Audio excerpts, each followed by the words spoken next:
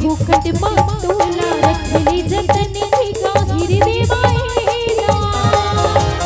रामे भजन की फुकट मातोला रखली जतन निगा हिरवे मायला कसु भजन की माहर गुण गावो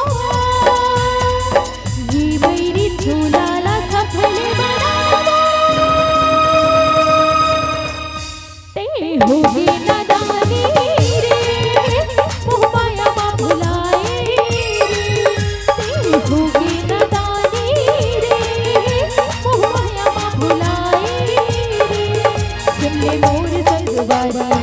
आजा राम के दुआरी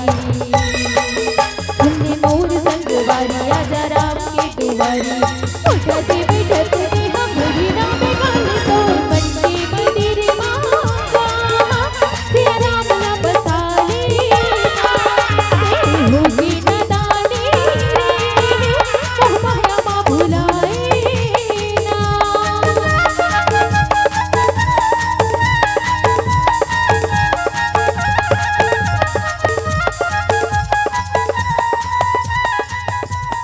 बोलिए सियावर रामचंद्र की जय।